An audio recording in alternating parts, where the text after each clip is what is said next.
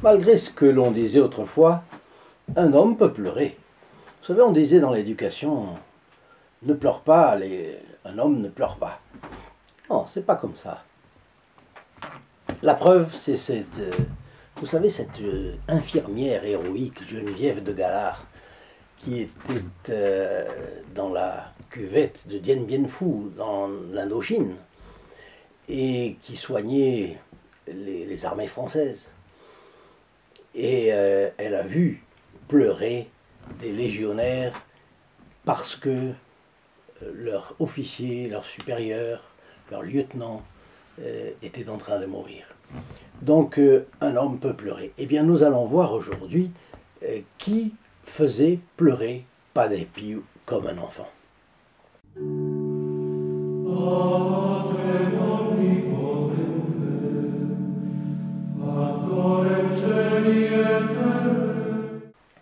Cher ami fidèle du Padre Pio, bonjour. Aujourd'hui, en conclusion, je vous donnerai une prière à Notre-Dame des Grâces. Et donc déjà, vous pouvez penser à une liste, soit de personnes, soit d'intentions, que vous aimeriez avoir, pour lesquelles vous aimeriez que l'on prie, faire prier, ainsi de suite. Ce ne sera pas la peine, évidemment, de donner vos intentions, mais vous les portez dans votre cœur et tout le monde ici prie pour ses intentions.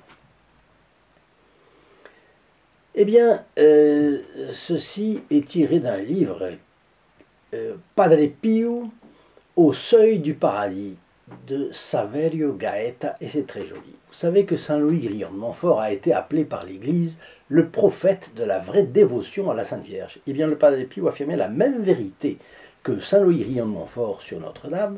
Il disait « La Madone est le raccourci pour arriver à Dieu ». Le Padre Pio le disait à ses fils spirituels. Pour lui, pour Padre Pio, la Madone était vraiment une seconde mère, ou même la mère principale.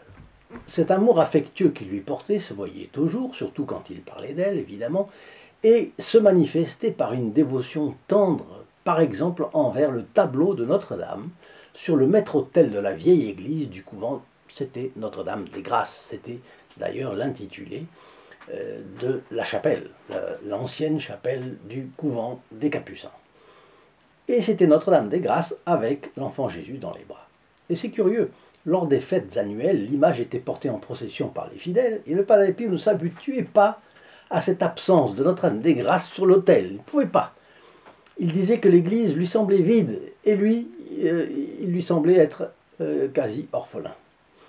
Alors un dimanche après-midi de septembre 1965, après la bénédiction du Saint-Sacrement, de nombreux fidèles étaient restés dans l'église en attendant le retour du tableau.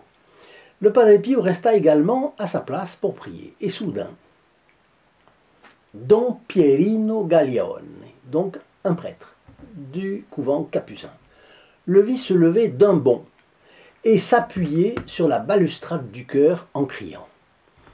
Alors, Don Gaglione témoigne, il a dit « J'ai imaginé qu'il criait en s'adressant à quelqu'un, bien sûr. Et c'est la raison pour laquelle je n'ai pas osé m'approcher de lui, du Padre Pio. Mais en le regardant de plus près, j'ai réalisé qu'il pleurait comme un enfant que sa mère a laissé seule à la maison et qu'il la voit revenir. Et c'est là qu'il s'est crié, que le Padre Pio s'est écrié d'une voix forte « Mamma mia, c'est-à-dire ma petite maman ».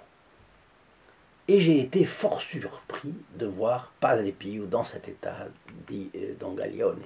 Lui qui était, pour nous, si grand, comme un patriarche, il nous paraissait là, si petit, comme un enfant innocent, au pied de sa mamina céleste, de sa petite maman céleste. Et comme tout bon fils qui veut embrasser sa mère de temps en temps, Padre Pio se rendait parfois où? À Lourdes. Oui, à Lourdes, en bilocation. Comme le prouvent les nombreux témoignages de confrères du couvent du Padre Pio. Et le Padre Pio, c'est très curieux, a raconté au père Rosario da Liminosa, par exemple, que lorsqu'il était jeune, il avait un désir formidable d'aller à Lourdes. Que plus tard, il en a perdu l'envie, parce qu'après avoir décrit ce qu'il avait vu en rêve à quelqu'un qui était allé, ce dernier lui avait assuré que Lourdes était exactement comme le Padre Pio lui avait décrit. Et après quelque temps, le père Rosario rappela au Padre Pio son rêve de Lourdes. Et le Padre Pio a répondu, mais non, je ne dormais pas, j'étais éveillé. C'est drôle ça. Et il y a eu de nombreux témoignages. Et il y a des personnes qui l'ont vu à Lourdes. Et des évêques, et des prêtres. Sa bilocation, elle est archi-prouvée. Alors, un soir de juillet 1968, c'est-à-dire 3 mois avant son rappel à Dieu,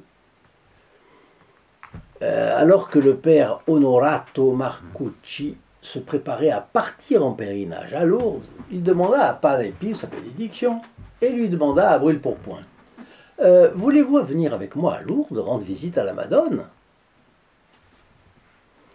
Réponse du Padre Pio, j'ose, je suis vieux maintenant et je ne vais nulle part, mais j'y suis déjà allé de nombreuses fois. Et le père Onorato a réagi en prêchant le faux pour savoir le vrai. Il a dit mais que me dites-vous? Vous n'avez jamais quitté votre monastère. Vous me racontez des histoires, là. Et Padre Pio a répondu, non. On peut aller à Lourdes autrement qu'en train ou en voiture. Il y a d'autres moyens. Et voilà la prière à Notre-Dame de Grâce pour tous ceux qui ont vu cette vidéo et pour leurs intentions. Elle est tirée d'un livre de prière qui s'appelle Prière du fidèle catholique et qui a été écrit par le père David Francischini. Ô Vierge Immaculée, Mère de Dieu et notre Mère, alors que nous vous contemplons, déversant à bras ouverts les grâces sur ceux qui vous prient, confiant dans votre puissante intercession, si souvent prouvée par la médaille miraculeuse, conscients de notre indignité à cause de nos nombreuses fautes, nous nous approchons de vous pour vous offrir nos nécessités les plus pressantes par cette prière. Et là, on peut énumérer, évidemment, les grâces désirées. Afin de mieux servir votre divin Fils, éveillez en nous une profonde horreur du péché. Donnez-nous le courage de toujours nous affirmer comme de vrais chrétiens. Très sainte Vierge, je crois et proclame votre sainte et immaculée conception, si pure et sans tache. Ô très pure Vierge Marie, par votre immaculée conception et votre glorieux privilège de Mère de Dieu, obtenez-moi de votre Fils bien-aimé l'humilité, la charité, l'obéissance, la chasteté, la sainte pureté du cœur, du corps et de l'esprit, la persévérance dans le bien, une vie sainte et une bonne mort, ainsi soit-il. Et que notre prière soit présentée à la Vierge Marie par l'intercession de notre bon Saint Padre Pio de Pietrelcina. À demain